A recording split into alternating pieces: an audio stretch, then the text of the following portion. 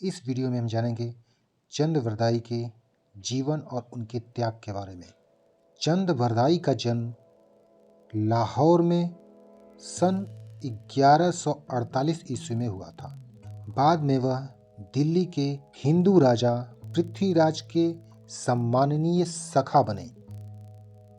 इनका वास्तविक नाम बलिद्वय था। वे पृथ्वीराज चौहान के राजकवि और सहयोगी भी थे, इसलिए उनका अधिकांश जीवन महाराजा पृथ्वीराज चौहान के साथ दिल्ली में बीता। वे राजधानी और युद्ध क्षेत्र में सब जगहों पर पृथ्वीराज के साथ ही रहते थे। उनकी विद्यमानता का काल 13वीं सदी है।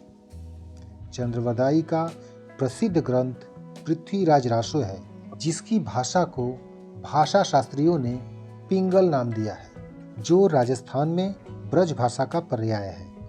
इसलिए चंद्रबरदाई को ब्रज भाषा हिंदी का प्रथम कवि माना जाता है। पृथ्वीराज रासो की रचना महाराज पृथ्वीराज के युद्ध वर्णन के लिए हुई है। इसमें उनके वीरतापूर्ण युद्धों और प्रेम प्रसंगों का कथन है। अतः इसमें वीर और श्रृंगार रस दोनों पाए जाते हैं। चंद्रबरदाई ने इस ग्रंथ की रचना प्रत्यक्षदर्शिता की भांति की है, लेकिन शिलालेख प्रमाण में ये स्पष्ट होता है कि इस रचना को पूर्ण करने वाला कोई अज्ञात कवि है। लेकिन कुछ जगहों से यह पता चलता है कि जब पृथ्वीराज चौहान को मोहम्मद गोरी ने बंदी बना लिया, तब चंद्रबरदाई से रहा नहीं गया।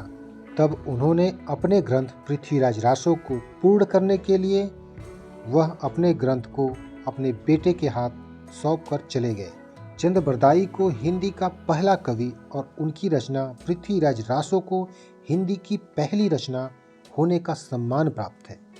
पृथ्वीराज रासो हिंदी का सबसे बड़ा काव्य ग्रंथ है। इसमें 10,000 से अधिक छंद हैं और तत्कालीन प्रचलित 6 भाषाओं का प्रयोग किया गया है। इस ग्रंथ में उत्तर भारतीय क्षत्रिय समाज व उनकी परंपराओं के विषय में विस्तृत जानकारी मिलती है। इस कारण ऐतिहासिक दृष्टि से इसका बहुत महत्व है। वे भारत के अंतिम हिंदू सम्राट पृथ्वीराज चौहान तृतीय के मित्र तथा राजकवि थे। पृथ्वीराज ने 1165 से 1192 तक अजमेर व दिल्ली पर राज किया। यही चंद्रबरदाई का रचना काल भी था।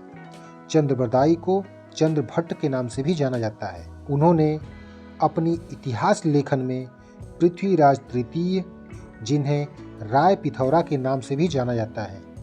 यहाँ पे याद रखने वाली बात यह है कि चंद्रबरदाई को चंद्रभट्ट के नाम से जाना जाता है और पृथ्वीराज तृतीय को राय पिथौरा के नाम से जाना जाता है। चंद्रबरदाई ने अपने इतिहास लेखन में पृथ्वीराज चौहान के जीवन का इतिहास संयोजित किया है और अजमेर में आए मुस्लिम संत ख्वाजा मोइनुद्दीन चिश्ती और राय पिथौरा से संबंधित इतिहास का भी उक्त वही में उल्लेख मिलता है। पृथ्वीराज चौहान की एक दासी थी, जिनका नाम मीना था, जो भील जाति से थी और बहुत ही सुंदर थी।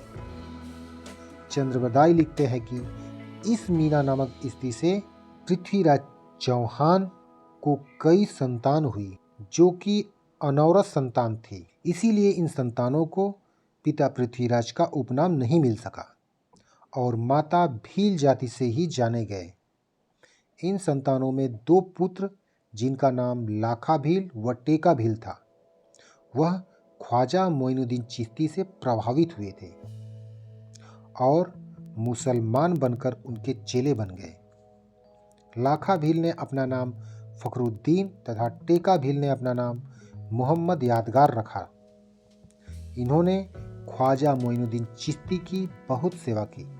लाखा भील व टेका भील जो मुसलमान बन गए थे, इन दोनों भाइयों के वंशज आज तक ख्वाजा मोइनुद्दीन चिश्ती की दरगाह में सेवा करते हैं।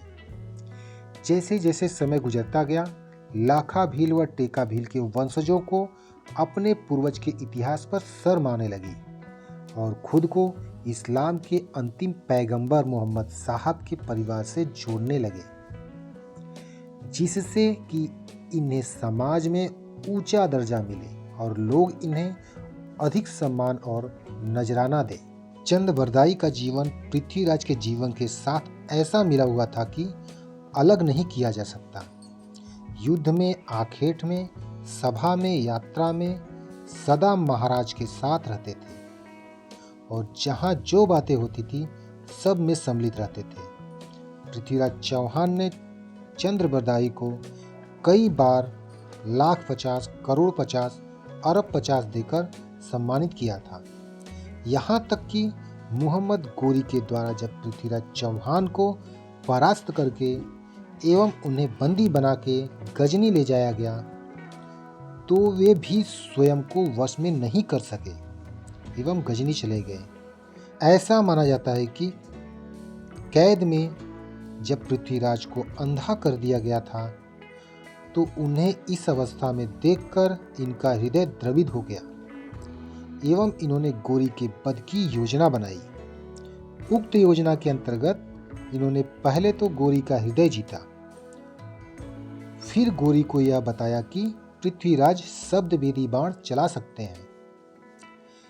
इससे प्रभावित होकर मोहम्मद गोरी ने पृथ्वीराज की इस कला को देखने की इच्छा प्रकट की।